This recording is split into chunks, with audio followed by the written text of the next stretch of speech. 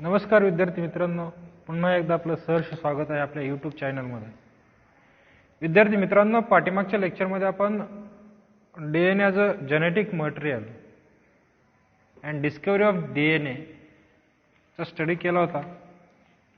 विद्यार्थी मित्रांनो, पाठीमागच्या लेक्चरमध्ये आपण बघितलं होतं की 3 एक्सपेरिमेंट लॉट ऑफ सायंटिस्ट 25 वर्ष जे चाललं होतं, 25 years, ग्रिफिथ, अवेरे, मॅकॉर्ड अँड मॅक्लॉड आणि हर्शनचेज एक्सपेरिमेंटचा स्टडी केला होता. तर त्याच्यामध्ये आपण असं शिकलो होतं की DNA that carry the genetic information from one generation to next generation. Okay, today we going to deal with the packaging of DNA. Now the DNA molecules is very long molecule and they are packed into small cell. How it is packed, that we are study today. Now the DNA packaging.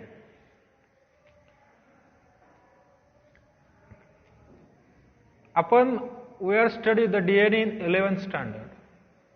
Their structure and structure of DNA as well as structure of RNA, these are studied in the 11th standard. Okay, we know that length of DNA double helix molecule in typical mammal cell is very long. It is about 2.2 meters. Mammalian sale मध्ये जर आपण बघितलं तर DNA ची length ही किती असते? 2.2 metre असते. इतक्या मोठ्या प्रमाणातला डीएनए जो आहे काही मायक्रॉन असलेल्या सेलमध्ये कसा पॅक होईल? How it is possible? हे पॉसिबल आहे असं वाटतं का? It is yes. Answer is yes. आपण बघतो की each and every cell there is nucleus, आणि न्यूक्लियस मध्ये काय असतं तर क्रोमोसोम्स असतात. म्हणजेच काय? Chromosome that are the DNA. Chromosome जो आहे त्यालाच आपण काय म्हणतो? डीएनए म्हणतो, म्हणजे स्मॉल सेगमेंट. जर आपण बघितलं work out simply by the multiplying the total number of base pair with the distance between the consecutive base pair जर बघितलं आपण त्या ठिकाणी, तर approximately size of typical nucleus is 10⁻⁶ metre. जर न्यूक्लियसचा जर साइज बघितला तर हा किती? 10⁻⁶ मीटर आहे. किती? 10⁻⁶ मीटर आहे. आणि डीएनएचा साइज किती आहे? 2.2 मीटर. हा डीएनए कोणामध्ये आपल्याला फिट करायचा? तर न्यूक्लियस मध्ये करायचा आहे. फक्त त्याच्यामध्ये डीएनएच करायचा आहे का? तर नाही, अजून त्याच्यामध्ये बाकीचे जे मटेरियल आहे, न्यूक्लियोसोम असेल, न्यूक्लियोप्लाझम असेल, हे पण राहणार आहे. How the long DNA molecule can be accommodated in the such small nucleus. Therefore must we consider the DNA molecule should be coiled as supercoiled. आणि सरळ जर असेल तर 2.2 मीटर लांबीचा डीएनए, माणसाची हाईट पण तेवढी नाहीये. ह्युमन बीगची हाईट सुद्धा 2.2 मीटर नाहीये इन ॲव्हरेज आपण कन्सिडर केलं तर. हा जो डीएनए आहे तो 2.2 मीटर लांबीचा डीएनए जर आपल्याला न्यूक्लियस 10⁻⁶ मीटर साईजच्या न्यूक्लियसमध्ये जर फिट करायचं असेल तर त्या डीएनए मध्ये काय होणार आहे? तर कॉइल्ड अँड सुपर कॉइल्ड होणार आहे. त्या ठिकाणी कॉइलिंग होणार आहे आणि सुपर कॉइलिंग होणार आहे. आणि त्यानंतर काय होणार आहे? Fit into the small nucleus. आणि परतच काय होणार आहे? तो डीएनए त्या न्यूक्लियसमध्ये काय होणार आहे? फिट होणार आहे. अन्यथा कॉइलिंग किंवा सुपर कॉइलिंग जर झालं नाही, कॉइलिंग और super coiling does not takes place, then DNA do not fit in the nucleus of the cell. Okay, आता हे जर आपण बघितलं तर फॉर एक्झाम्पल आपण बघतो की रीळ आहे. रीळ जर आपण त्या रीळचं जर थ्रेड लाईक जो दोरा आहे, दोरा जर आपण ओढला तर तो दोरा कितीतरी लांब जातो, परंतु तो किती स्मॉल त्या रीळमध्ये ते जे आहे त्या रीळमध्ये काय होत असतो? फिट होत असतो. हेच प्रिन्सिपल इकडे आहे. म्हणजे काय होणार आहे? या ठिकाणी डीएनएचं कॉइलिंग आणि सुपर कॉइलिंग होणार आहे. आणि 2.2 मीटर लांबीचा जो डीएनए 10⁻⁶ मीटर लांबीच्या न्यूक्लियसमध्ये काय होणार आहे? फिट होणार आहे. आता हे पॅकेजिंग कसं होतं तर हे आपल्याला शिकायचं. तर इन जनरली आपण म्हणतो की सेल या 2 प्रकारच्या सेल्स आहेत, प्रोकॅरियोटिक सेल आणि यूकॅरियोटिक सेल. इन जनरली आपण प्रोकॅरियोटिक सेल बद्दल थोडीशी चर्चा करू. त्याचं इंट्रोडक्शन काय आहे, प्रोकॅरियोटिक सेल काय म्हणतो आपण. जर या ठिकाणी मी एक सेल ड्रॉ करतो या ठिकाणी, for example this should be काय प्रोकॅरियोटिक सेल. ओके, ही सेल काय काढली, प्रोकॅरियोटिक सेल काढली. ह्या ठिकाणी जर बघितलं आपण तर हा डीएनए कसा पण कॉइलिंग आणि सुपर कॉइलिंग झालेला डीएनए. आणि दुसरी सेल काढतो या ठिकाणी ड्रॉ करतो तर ही cell that are the eukaryotic cell, हा न्यूक्लियस आहे. ओके, आणि न्यूक्लियसच्या आतमध्ये काय हा डीएनए आहे. डीएनए इथं पण काय झाले, कॉइलिंग आणि सुपर कॉइलिंग झाले. ह्याच्यामध्ये डिफरन्स काय आहे, प्रोकॅरियोटिक सेल आणि युकॅरियोटिक सेल. ही कुठली प्रोकॅरियोटिक सेल आहे आणि ही कुठली युकॅरियोटिक सेल. ह्याच्यामध्ये डिफरन्स काय आहे तर ह्या प्रोकॅरियोटिक सेलचा जो डीएनए आहे किंवा तो क्रोमोसोम आहे ह्याच्या आजूबाजूला कुठली न्यूक्लिअर मेम्ब्रेन नाही आहे. म्हणजे हे जो कॅरिओ म्हणजे काय न्यूक्लियसच्या संदर्भात आहे, ह्याच्या आजूबाजूला कुठलीही मेम्ब्रेन या ठिकाणी प्रेझेंट नाही आहे. तो सायटोप्लाझम मध्ये कसाही विखुरलेला आहे, कुठेही पडलेला आहे, त्याला काय म्हणतो आपण प्रोकॅरियोटिक सेल. आणि प्रो म्हणजे काय तर व्हेरी प्रिमिटिव्ह, म्हणजे सर्वाच्या आधीचा प्रिमिटिव्ह टाईप ऑफ न्यूक्लियस ह्याच्यामध्ये असणार आहे प्रोकॅरियोटिक सेलमध्ये. आणि युकॅरियोटिक सेलचं जर बघितलं तर या ठिकाणी काय न्यूक्लिअर मेम्ब्रेन काय दिसते आपल्याला दिसते. आणि न्यूक्लिअर मेम्ब्रेनच्या आतमध्ये काय असतो, डीएनए काय असतो, फिट झालेला असतो. ओके, आता आपल्याला काय बघायचं, हे झालं इन सिंपल प्रोकॅरियोटिक पॅकेजिंग ऑफ प्रोकॅरियोटिक सेलमध्ये कसं होतं. जर आपण प्रोकॅरियोटिक सेलला काय इकोलाय स्टँड फॉर इस्ट्रेशिया कोलाय, त्याला आपण शॉर्ट फॉर्म मध्ये काय म्हणतो, इकोलाय. ह्या सेलची जर साईज बघितली तर ह्या सेलची साईज किती, 2 to 3 मायक्रॉन. किती, 2 to 3 मायक्रॉन आहे. आणि ऑलरेडी आपण बघितलं होतं की ह्या ठिकाणी आपण काय केलं होतं तर एक सेल ड्रॉ केली होती, प्रोकॅरियोटिक सेल काय केली होती या ठिकाणी ड्रॉ केली होती. तर ह्याच्यामध्ये जर न्यूक्लिअर ऑर्गनायझेशन काय नव्हतं, ह्याच्यामध्ये वेल नव्हतं, हा न्यूक्लिअर क्रोमोसोम ह्याच्यामध्ये कसाही पसरलेला होता, कॉइलिंग आणि सुपर कॉइलिंग. प्रोकॅरियोटिक सेल इकोलायचा साईज जर बघितलं तर 2 to 3 मायक्रॉन लॉंग आहे. आणि do not have well organised nucleus, त्याच्यामध्ये काय वेल ऑर्गनायझड न्यूक्लियस नाहीये. विदाउट न्यूक्लिअर मेम्ब्रेन ऑलरेडी आपण शिकलोय. अँड न्यूक्लिओलस, आणि जो न्यूक्लिओलस आहे मगाशी मी म्हटलं होतं की युकॅरियोटिक सेलमध्ये हे सगळ्या गोष्टी असतात, ह्या न्यूक्लिओलस ह्याच्यामध्ये नाहीये. न्यूक्लिआय ह्याच्यामध्ये काय असतं तर न्यूक्लियाड असतं. न्यूक्लियाड हा शब्द जो आहे तो 2 शब्दापासून बनलेला आहे, न्यूक्लिया आणि काय OID. म्हणजे न्यूक्लियाड म्हणजे काय, न्यूक्लियस सारखा असणारा, परंतु as not compare to nucleus सारखा सेम नसतो तो. न्यूक्लियाड म्हणजे काय, ॲज लाईक टू न्यूक्लियस, कुणासारखा आहे तो, न्यूक्लियस सारखा आहे, परंतु न्यूक्लियस आहे का, नाही. हा न्यूक्लियाड कसा असतो, स्मॉल असतो, सर्क्युलर असतो, highly folded and naked rings of DNA. आणि कशी आहे नेकेड रिंग ऑफ डीएनए, कशापासून बनलेला आहे, हा डीएनए पासून बनलेला. आणि ही जी लांबी जी आहे साधारणतः 1100 मायक्रॉन इन पेरिमीटर. किती, 1100 मायक्रॉन इन काय पेरिमीटर, काय ह्याची साईज आहे. आणि जवळपास ह्याच्यामध्ये किती 4.6 मिलियन बेस पेअर आहे.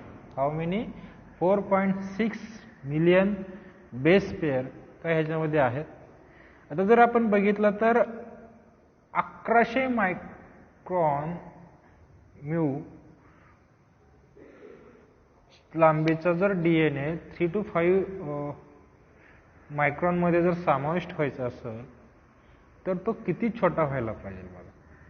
म्हणजे 2 ते 3 पेक्षा मायक्रॉन पेक्षा काय व्हायला पाहिजे, तो कमी व्हायला पाहिजे, त्याची लेंथ कमी व्हायला पाहिजे. आता हे कसं होतं ते आपण थोडक्यामध्ये बघूया, पॅकेजिंग कसं होतं. जर आपण बघितलं ह्याच्यामध्ये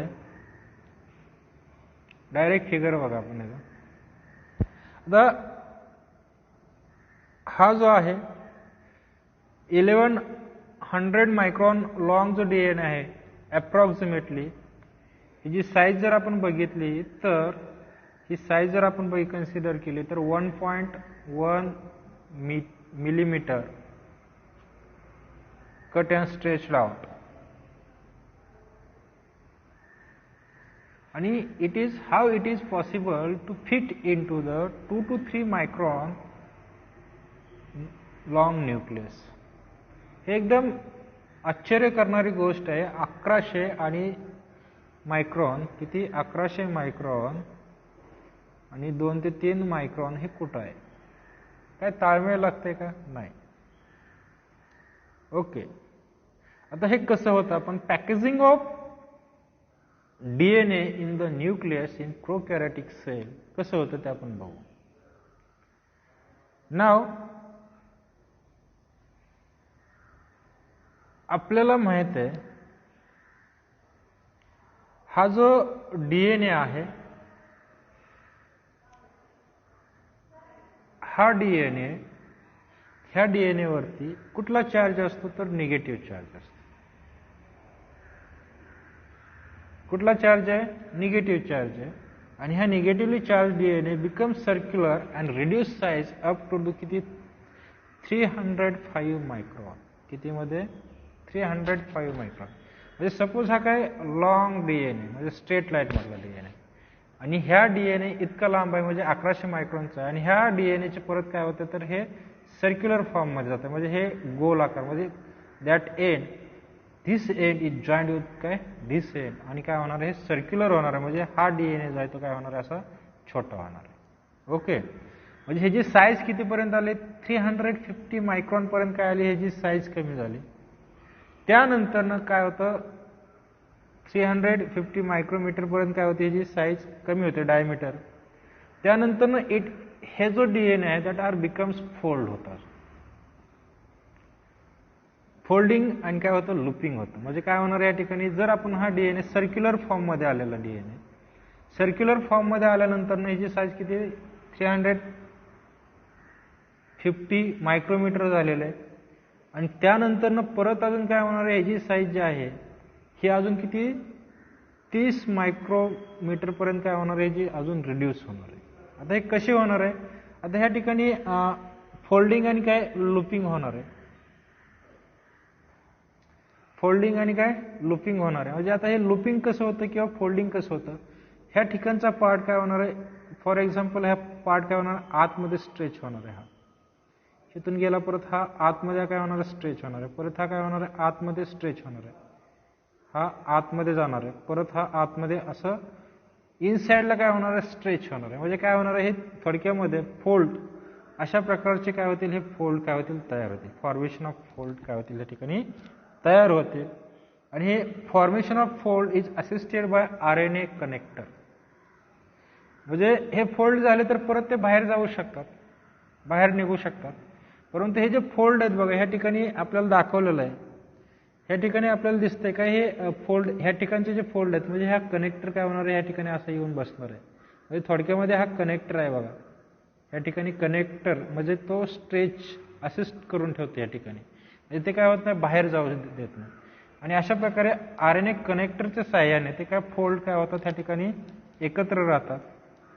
आणि असे जवळपास 40 ते 50 लूप्स जे आहेत, ॲक्च्युअली किती 40 to 50 लूप्स फोल्डेड क्रोमोसोमचे काय होतात? त्या ठिकाणी फॉर्मेशन होतं. किती? फोल्डेड क्रोमोसोमचे 40 ते 50 लूप्स तयार होतात. आणि हे लूप्स एकत्रित ठेवण्याचं काम कोण करतं? तर RNA कनेक्टर करतं.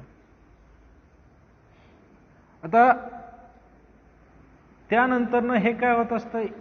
हे जे तयार झालेले फोल्ड असतील किंवा लूप्स असतील, हे जे डोमेन्स आहेत ते काय होतं? त्यांचं कॉइलिंग अँड सुपर कॉइलिंग. त्यांचं काय होतं? कॉइलिंग अँड काय सुपर कॉइलिंग होतं. काय होतं? कॉइलिंग अँड सुपर कॉइलिंग होतं. आणि त्यांची जी साईज जी आहे फर्दर रिड्यूस इन काय 2 मायक्रोमीटर किंवा 2 मायक्रॉन मध्ये काय होत असते? त्यांची इन डायमीटर पर्यंत काय होत असते? कमी होत असते. आणि कॉइलिंग आणि सुपर कॉइलिंग होत असताना the coiling and super coiling किंवा packaging is assisted by positively charge HU histone like DNA binding protein आणि एन्झाईम लाईक काय DNA gyrase and DNA topo isomerase. कुठले कुठले 3 गोष्टीची काय असते ह्यासाठी आवश्यकता असते कॉइलिंग आणि सुपर कॉइलिंग आणि फोल्डिंग होण्यासाठी. एक तर HU. HU म्हणजे काय? HU पहिलं काय गरज आहे HUची. HU म्हणजे काय? Histone like DNA binding protein, not a histone protein. Histone like DNA binding protein, not histone protein. आणि एन्झाईम लाईक काय? DNA gyrase. कुठलं? DNA गायरेज आणि DNA टोपो आयसोमरेज फर्स्ट. कुठलं एन्झाईम? DNA topo isomerase first for maintaining the super coiling state.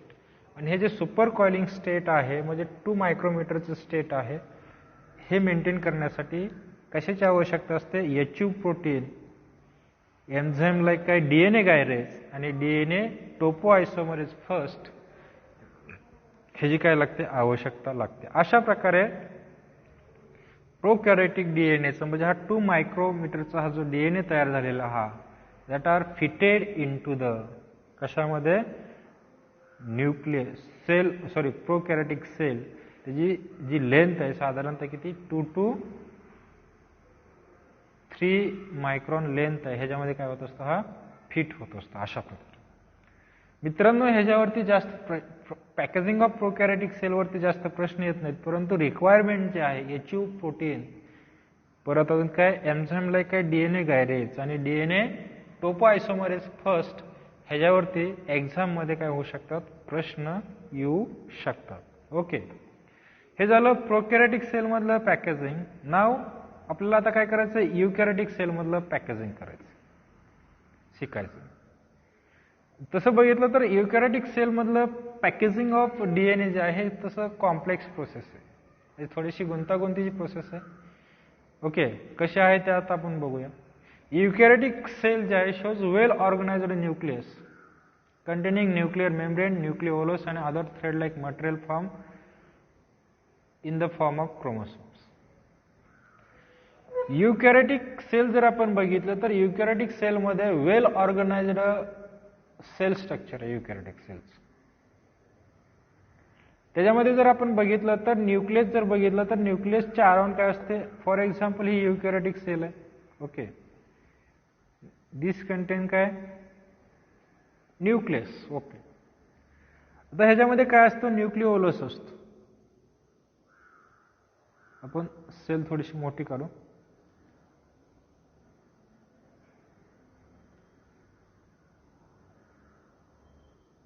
युकॅरियोटिक cell हा nucleus, त्याच्या आतमध्ये आपण जर बघितला न्यूक्लिओलस आणि हे स्ट्रेट लाईक काय? क्रोमोसोम्स.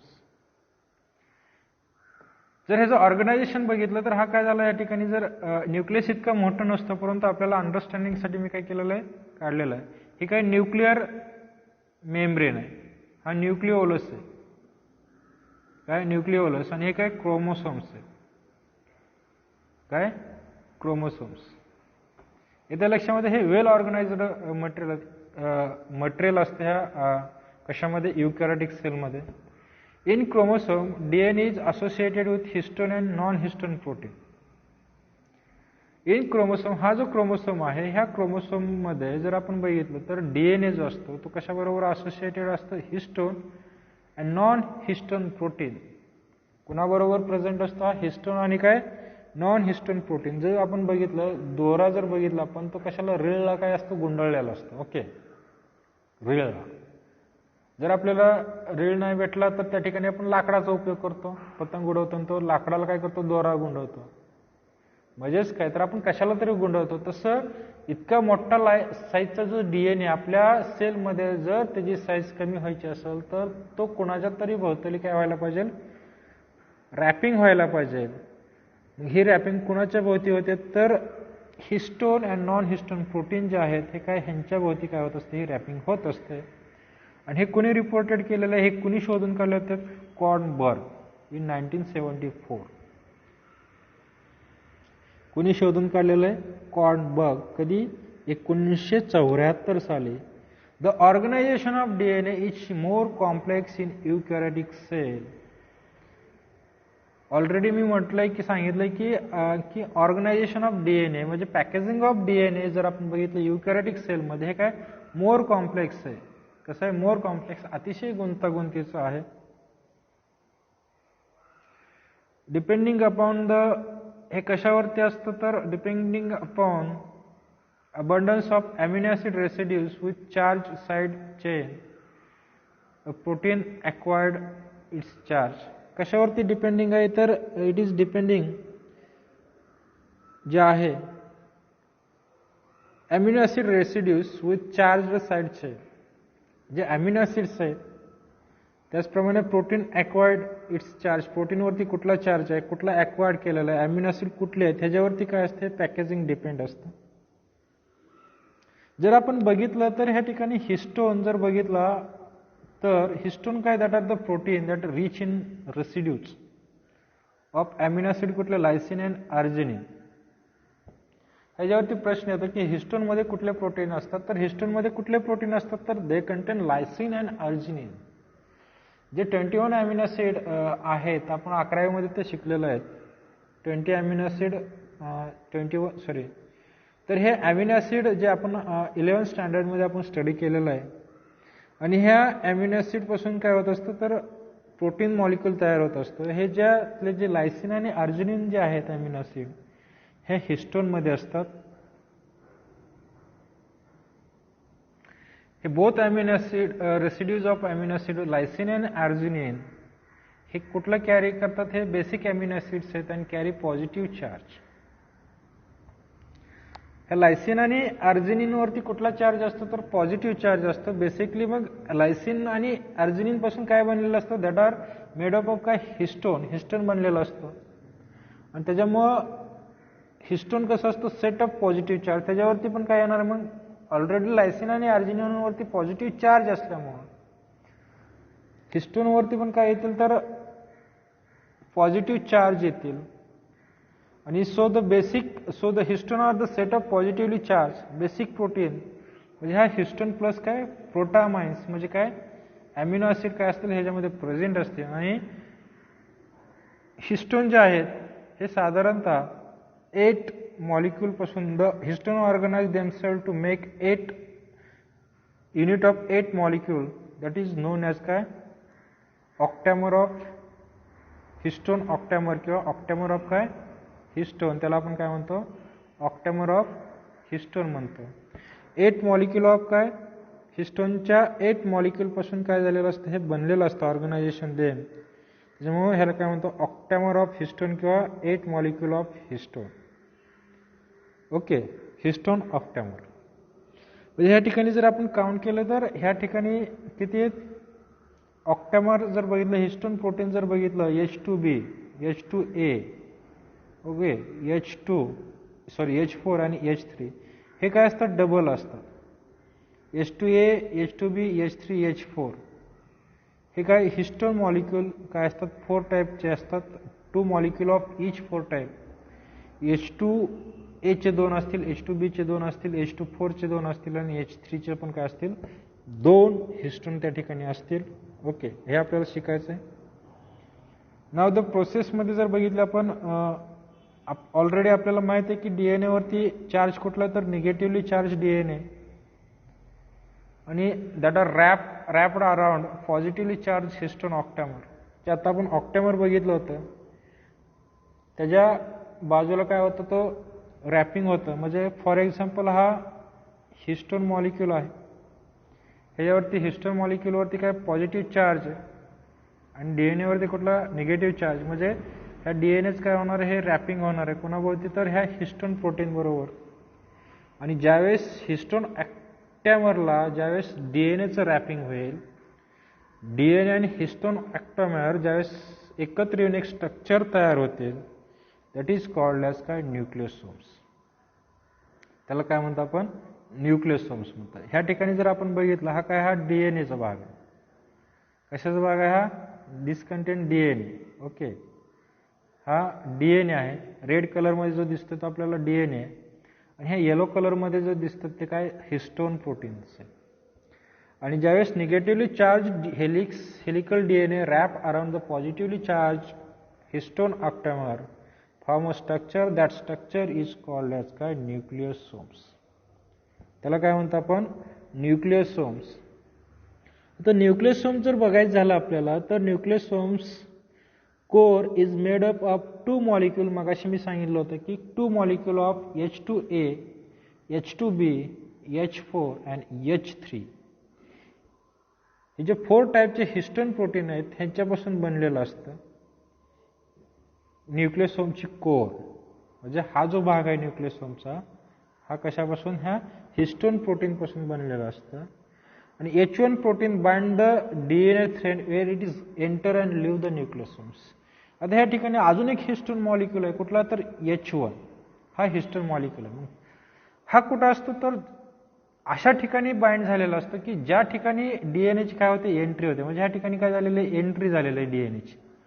आणि इथून काय झालेलं, हा एक्झिट झालेला डीएनए कशामधून, न्यूक्लियोसोमपासून लिव्ह केलाय तिथून, अराईव्ह अँड एक्झिट. ज्या ठिकाणी आहे त्या ठिकाणी काय झालेला असतो, हा हिस्टोन प्रोटीन मॉलिक्यूल जो आहे हा काय झालेला असतो, बाइंड झालेला असतो.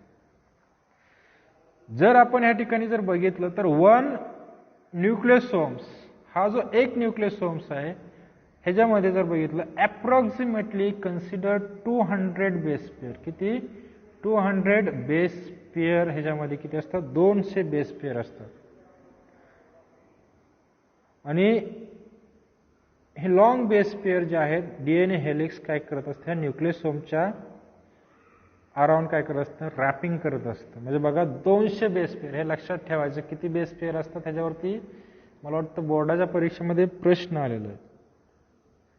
आता ह्याच्या 200 बेस पेअर आहेत, त्याच्यातल्या 146 किती, 146 बेस पेअर ज्या आहेत लॉंग सेगमेंट ज्या आहेत, ह्या कुणाला अराउंड गुंडाळलेल्या असतात, तर न्यूक्लियोसोमच्या.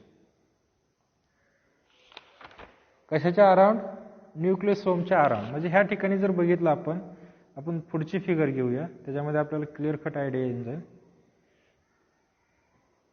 Beads on string structure magnification जर आपण बघितलं तर हा जो न्यूक्लियोसोम आपल्याला या ठिकाणी दिसतोय, ओके, हे ज्या अराउंड ज्या गुंडाळलेल्या आहेत ह्या, म्हणजे न्यूक्लियोसोम मध्ये ज्या आहेत ह्या किती बेस पेअर आहेत, तर 146. आणि ह्या दोन्ही न्यूक्लियोसोमच्या मध्ये जो डीएनए आहे त्या डीएनएला आपण काय म्हणतो, काय म्हणायचं, लिंकर डीएनए म्हणायचं. काय म्हणायचं, linker DNA. Thread like strain जे आहेत ह्याला काय म्हणतो आपण, linker DNA. The DNA remain present each nucleosomes. Nucleosomes are the repeating unit of chromatin in which thread like strain bodies present in the nucleus. आणि हा जर ह्या ठिकाणी बघितलं आपण तर इथं एक न्यूक्लियोसोम्स आहे, हा एक आहे, हा एक आहे. म्हणजे ह्या काय होत असते, रिपीटिंग जे आहे होत असतं. आणि अशा प्रकारचं थ्रेड लाईक बॉडी ज्या आहेत, आपण ज्यावेळेस आफ्टर स्टेन करल तर हे आपल्याला काय दिसणार, कलर्ड बॉडी जे आहेत अंडर इलेक्ट्रॉन मायक्रोस्कोपमध्ये जर आपण बघल तर हे काय असतील, आपल्याला अशा प्रकारे कलर्ड बॉडी दिसतील. आणि ह्या स्ट्रक्चरला आपण काय म्हणतो, बीड्स ऑन स्ट्रिंग स्ट्रक्चर म्हणतो. आणि हे कधी आपल्याला दिसतं, when observe in the electron microscope. कधी दिसतं हे आपल्याला, ज्यावेळेस इलेक्ट्रॉन मायक्रोस्कोपच्या अंडर आपण ऑब्झर्व करल त्या आणि त्याच वेळेस आपल्याला काय दिसतं, हे स्ट्रक्चर दिसतं. Okay, now the 6 such nucleosome get coiled. आणि असे 6 न्यूक्लियोसोम मध्ये काय होतं, गेट कॉइलिंग होतं. आणि त्याच्यापासून काय तयार होतं, फॉर्म द सेलोनॉइड फायबर्स. काय तयार होतं, सेलोनॉइड तयार होतं.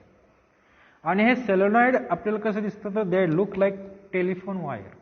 कशासारखं दिसतं, तर ही जी टेलिफोनची वायर आहे, म्हणजे आपण बघतो टेलिफोनची वायर पूर्वीची आहे ती काय अशा प्रकारची दिसते. ज्यावेळेस आपण हे बघल, ज्यावेळेस हे 6 एकत्र येतील त्यावेळेस आपल्याला सेम ह्या पद्धतीत काय होणार, हे स्ट्रक्चर दिसणार. टेलिफोन वायर सारखं हे सेलोनॉइडचं स्ट्रक्चर दिसणार आहे. आणि नाव द हे 2.2 मीटर जो डीएनए आहे, जे ज्यावेळेस क्रोमोसोम पॅक्ड टू फॉर्म काय सेलोनॉइड तयार होईल त्यावेळेस ह्याची जी लेंथ आहे स्ट्रक्चरची ही किती होणार आहे, 30 नॅनोमीटर होणार आहे. किती? फक्त 30 नॅनोमीटर होणार आहे. 30 नॅनोमीटर म्हणजे जवळपास किती? 2.2 मीटर लांबीचा DNA जो आहे त्याचं रूपांतर कशामध्ये? 30 नॅनोमीटरमध्ये होतं, डायमीटर. त्यानंतर ना काय होतं? Super coiling thread to form काय? Loop of structure called chromatin fibre. आणि त्यानंतर ना काय होणार आहे? सुपर कॉइलिंग होणार आहे. बघा काय होणार आहे ठिकाणी? सुपर कॉइलिंग होणार आहे. आणि सुपर कॉइलिंग होऊन काय होणार आहे? त्या ठिकाणी ट्रेड टू फॉर्म काय? क्रोमॅटिन फायबर काय? लूप स्ट्रक्चर कॉल्ड काय? क्रोमॅटिन फायबर ह्या ठिकाणी फॉर्म होणार. फर्दर कॉइलिंग जे आहे कंडेन्स्ड आहेत काय? Metaphase to form chromosomes. आणि परत ह्याचं काय होणार आहे? कॉइलिंग होणार आहे. आणि त्याच्यापासून काय होणार आहे? तर ते मेटाफेजमध्ये गेल्यानंतर ना काय होणार? त्या ठिकाणी क्रोमोसोम तयार होणार. फर्दर सुपर कॉइलिंग झाली काय होते? क्रोमॅटिन फायबर तयार होते. परत त्याचं coiling and condensation at metaphase होतं. Coiling and condensation takes place in the metaphase to form काय? क्रोमोसोम्स. क्रोमोसोम तयार होतं. आता ज्यावेळेस packaging of chromatin at higher level, higher लेवलला ज्यावेळेस पॅकेजिंग व्हायचं असेल ह्या क्रोमोसोमचं, क्रोमॅटिनचं, त्यावेळेस need additional set of protein that is called non histone chromosomal protein, NHC. त्याला काय म्हणतो आपण? Non histone chromosomal protein. ह्याच्यावरती पण प्रश्न आला, व्हॉट इज NHC? तर काय? नॉन हिस्टोन क्रोमोसोमल प्रोटीन आहे. आणि हे कशासाठी आवश्यकता असतं? तर packaging of chromatin at higher level. कुणाचं पॅकेजिंग व्हायसाठी? क्रोमॅटिनचं. कुठल्या लेवलला? हायर लेवलला. There is requirement of additional protein called non histone chromosomal protein. त्याला काय म्हणतो आपण? Non histone chromosomal protein. आता नॉन हिस्टोन क्रोमोसोमल प्रोटीन काय आहे ते आपण बघूया. Non histone chromosomal protein additional set of protein that are contribute packaging of chromatin at a higher level.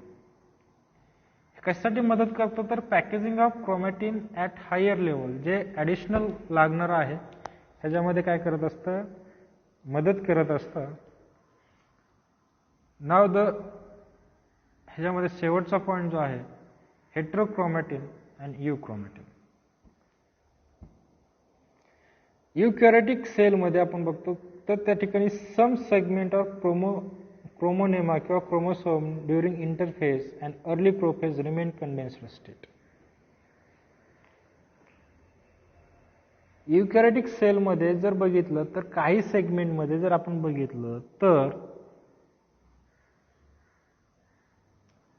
Chromosomes during metaphase and early prophase. कधी? During metaphase आणि early prophase ज्यावेळेस होत असते त्यावेळेस ते काय असतात? कंडेन्स्ड स्टेटमध्ये असतात. Remain condensed state. आणि तो जो कंडेन्स्ड स्टेट आहे दॅट इज कॉल्ड ॲज हेट्रोक्रोमॅटिन.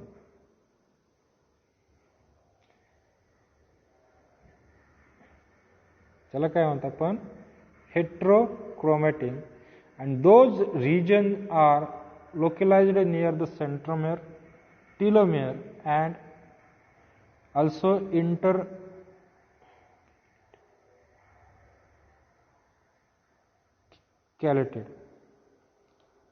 हा जो रिजन आहे कुठं असतो हेट्रोक्रोमॅटिनचा? नियर द सेंट्रोमियर आणि काय? टिलोमियर. ज्या ठिकाणी सेंट्रोमियर आहे क्रोमोसोमच्या स्ट्रक्चरवरती आपण बघितलंय आणि टिलोमियर आहे त्या ठिकाणी काय असतो? हा हेट्रोक्रोमॅटिन असतो.